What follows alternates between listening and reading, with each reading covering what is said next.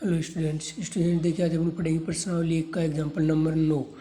प्रश्नावली 1 का नाम है वास्तविक संख्याएं, जिसकी अपने एग्जाम्पल 8 तक पढ़ लिए। आज अपन पढ़ेंगे इस वीडियो में एग्जाम्पल 9 से और 11, सिर्फ 3 एग्जाम्पल, जो तीनों एग्जाम्पल प्रश्नावली 1.3 से संबंधित है। देखो 9वां एग्जाम्पल क्या बोल रहा है कि √3 एक अप्रिमेय संख्या है। अपन को सिद्ध करना है कि √3 एक क्या है, अप्रिमेय संख्या। देखो स्टूडेंट जो 9वां एग्जाम्पल है वो सेम अपने 1.3 के प्रश्नावली 1.3 के पहले क्वेश्चन की तरह है। देखो 1.3 का पहले क्वेश्चन में क्या था, √5, इसमें क्या है √3।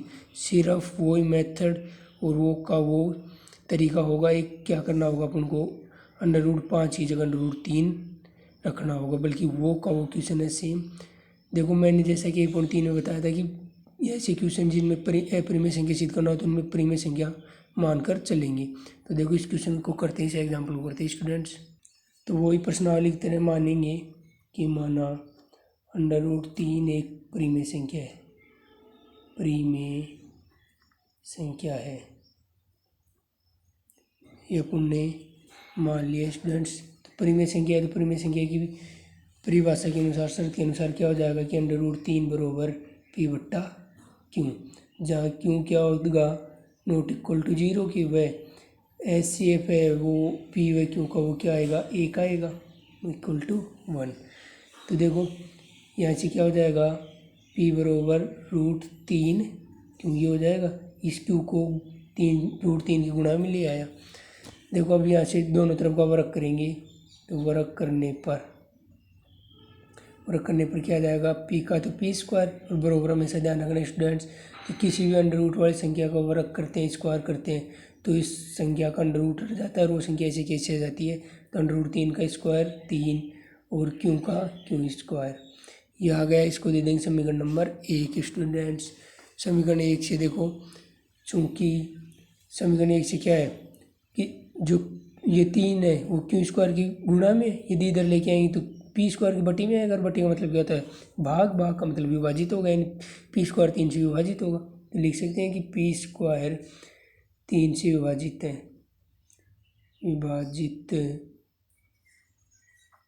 और P² 3 से विभाजित है, तो इसलिए P भी क्या होगा, 3 से विभाजित होगा, P भी 3 से विभाजित होगा।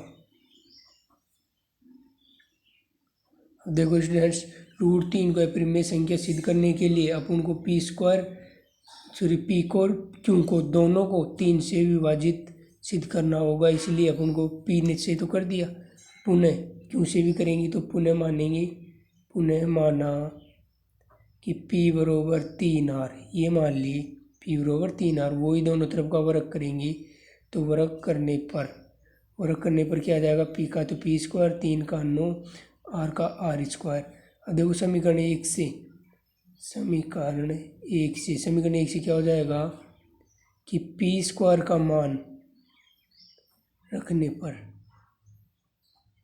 तो यहाँ पर P² का मान रखेंगे समीकरण 1 से, तो समीकरण 1 से P² बराबर क्या है, 3 Q², तो P² बराबर होता जाएगा 3 Q² बराबर 9 R² की जगह 9R², ऐसे कैसे आ जाएगा। देखो 3 एकम 3, 3 तिया 9, यानी अपने पास आ जाएगा Q² बराबर 3R²। इसको दे देंगे समीकरण नंबर 2 स्टूडेंट्स। अब देखो हो गया अपना सिद्ध, P² 3 से विभाजित। समीकरण 2 से देखेंगे, चूँकि Q² क्या है, 3 से विभाजित है,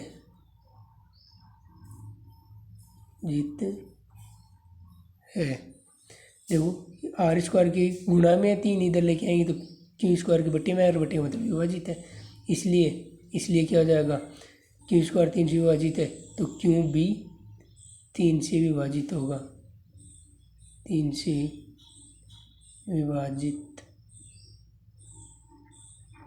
होगा। ये हो गया, P और Q दोनों 3 से विभाजित सिद्ध हो गए अपने। तो होता है P व Q दोनों 3 से विभाजित है, है। और विभाजित का मतलब क्या है कि दोनों का जो एस सी है वो कितना आ रहा है, 3 आ रहा है। विभाजित का मतलब होगा, इसलिए एस सी एफ किस किस का, पी है क्यू का, कितना आएगा, इक्वल टू 3। 3 होगा, जो कि हमारी अवधारणा यानी अपन ने जो माना था, क्या माना था कि परिमेय संख्या की परिभाषा से क्या होता है कि पी ओ क्यू का एस सी एफ कितना होता है, एक। उसकी विपरीत है अवधारणा के विपरीत है, अतः हमारी अवधारणा विरोधाभास प्रकट होती है। हमारी अवधारणा विरोधाभास प्रकट होती है, प्रकट यानी सिद्ध होती है,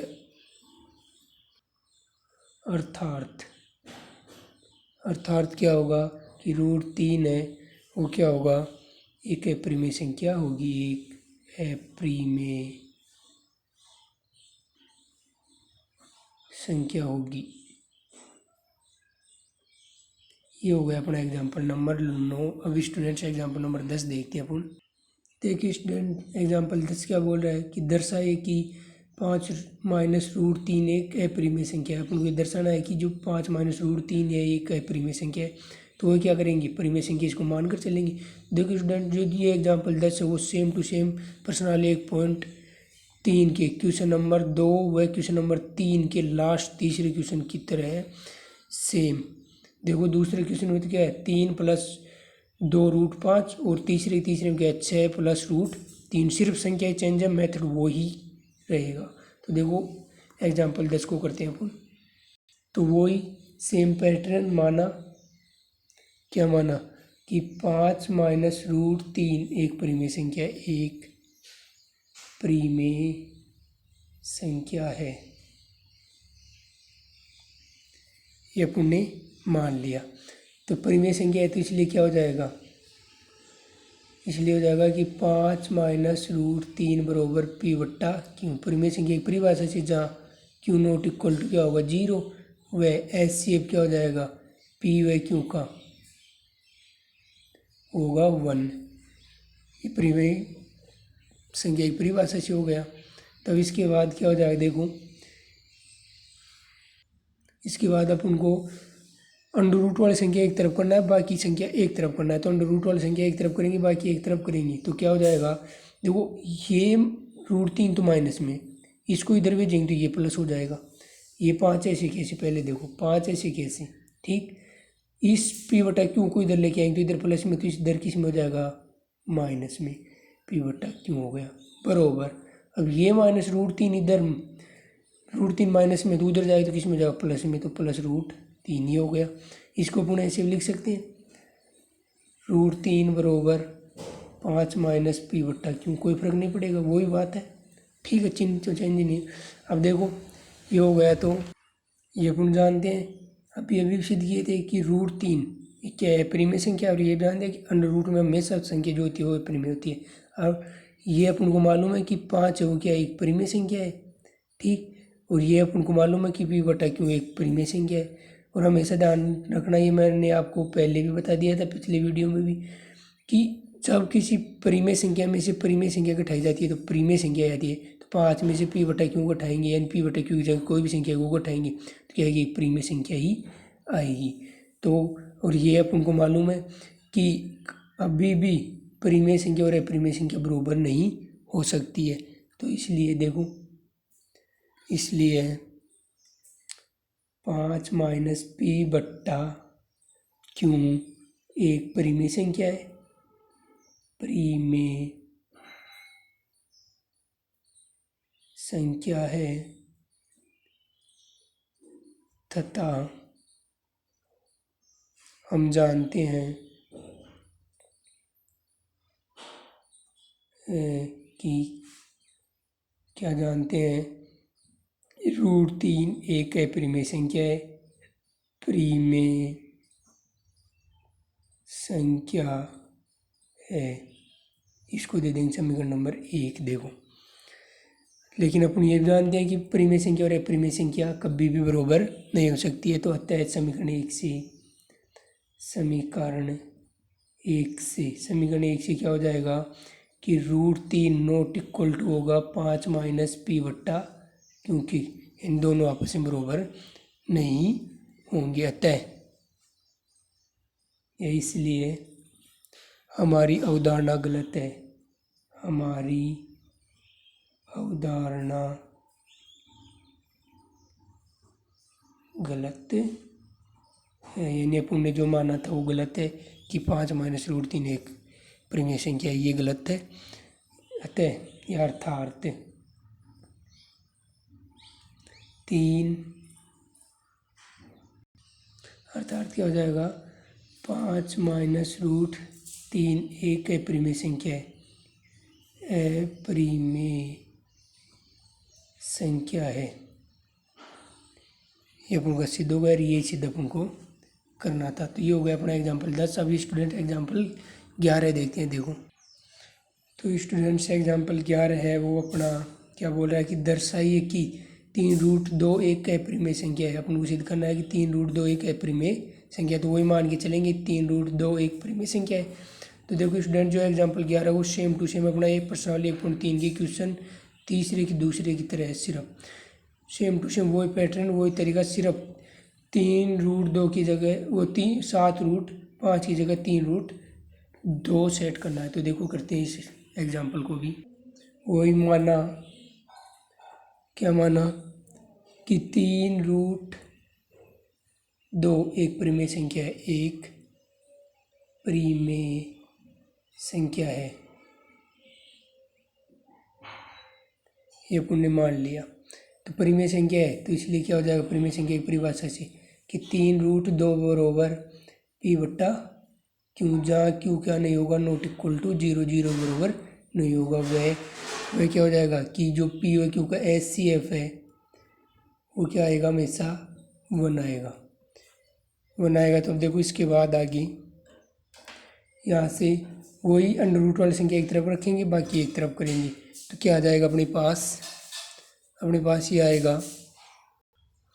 कि √2 तो ऐसे कैसे, पी ऐसे कैसे बट्टा, देखो √3 के गुणा में है 3, तो इधर भाग में आ जाएगा, तो क्यों के साथ गुणा में जाएगा, यानी 3 क्यों ये हो जाएगा, ये हो गया। अब देखो वही तरीका, √2 अपन को मालूम है क्या है, एक अपरिमेय संख्या, पी बटा क्यों परिमेय संख्या, 3 भी क्या है परिमेय संख्या, तो यानी पी बट्टा 3 क्यों भी क्या होगी, एक परिमेय संख्या होगी। इसको दे देंगे समीकरण नंबर 1। समीकरण नंबर 1 देने के बाद अतः समीकरण 1 से क्या हो जाएगा, अपन को मालूम है समीकरण 1 से कि भाई जो पी बटे 3 क्यू है वो क्या है, एक से पी बटे 3 क्यू एक परिमेय संख्या है तथा हम जानते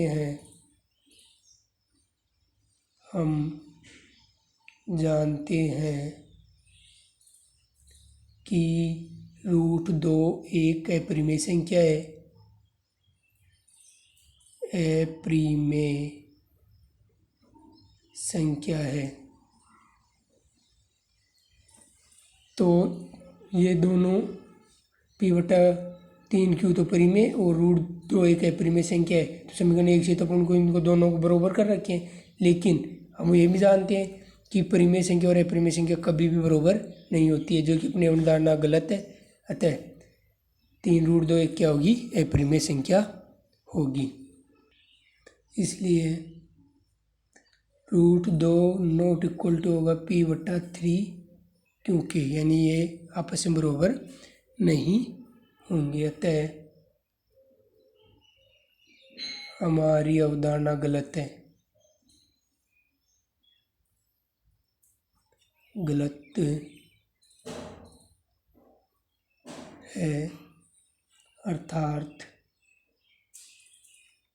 3√2 एक अप्रीमेय संख्या है, अप्रीमेय संख्या है।